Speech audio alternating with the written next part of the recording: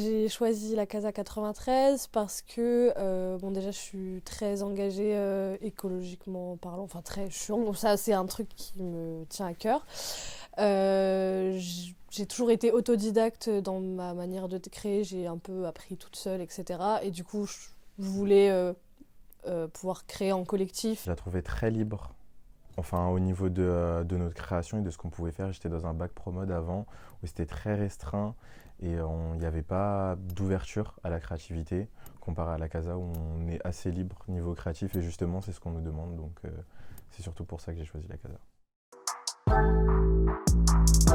Donc j'ai fait un dossier classique qu'on doit envoyer à la Casa. Donc on doit faire des silhouettes, envoyer nos travaux personnels, etc. Faire une lettre de motivation ou une vidéo de motivation, moi c'est ce que j'ai fait. Et ensuite il y avait un concours qui est venu se jumeler en fait pendant les inscriptions. Donc c'était un concours en partenariat avec la Seine-Saint-Denis et c'était surtout pour les jeunes du 93. On avait juste à créer une pièce upcyclée en fait et l'envoyer sous forme de vidéo et après on était retenu. Alors ce que ça m'apporte la Casa, énormément de choses. Déjà j'en découvre beaucoup sur moi. En venant ici, j'avais quelques doutes, quelques a priori par rapport à mon univers créatif qui, enfin, ils sont toujours là, mais du coup ils commencent un peu à se libérer et j'en apprends énormément sur moi. Ça m'a apporté un peu de savoir comment être dans un groupe, parce que moi je suis quelqu'un de plutôt solitaire de base. De savoir aussi prendre sur soi pour certaines choses. Ça m'a appris la patience et aussi, c'est un truc très important, ça m'a appris à être dans l'action tout de suite. J'ai pas choisi la mode, c'est la mode qui m'a choisi. Cliché, mais c'est vrai, genre j'adore m'habiller depuis que je suis petite. Enfin, quand j'étais petite, je donnais des spectacles tout le temps. Les tenues étaient très importantes, il fallait absolument avoir des tenues incroyables, etc.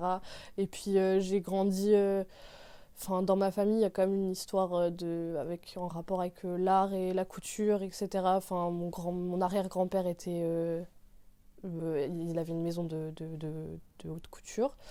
Ma grand-mère, elle aimait beaucoup, elle faisait plein de trucs, de la peinture sur soie, de la poésie, de la couture, elle me faisait des déguisements pas possibles, etc. Du coup, je pense que ça vient de là. Mais ça a toujours été là, en tout cas. Le seul truc qui a été constant dans ma vie, c'est la mode.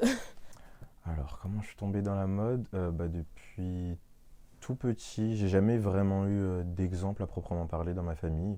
C'est juste venu comme ça. J'aimais les vêtements, j'aimais surtout faire des tenues plus que les vêtements. J'aimais bien mixer les couleurs, etc. Et je suis un peu sensible aux matières aussi. Donc je pense que c'était un peu ça, mon premier pas dans la mode. Avant, bon, je sais pas si ça me l'apporte toujours maintenant, mais au début, comment j'ai commencé à aimer le vêtement, c'est que ça m'a vraiment libéré en fait au niveau de moi, de mon identité, et ça m'a vraiment aidé à m'accepter tel que j'étais. Et j'avais plus confiance en moi en fait quand je portais certains vêtements que d'autres ou certaines couleurs.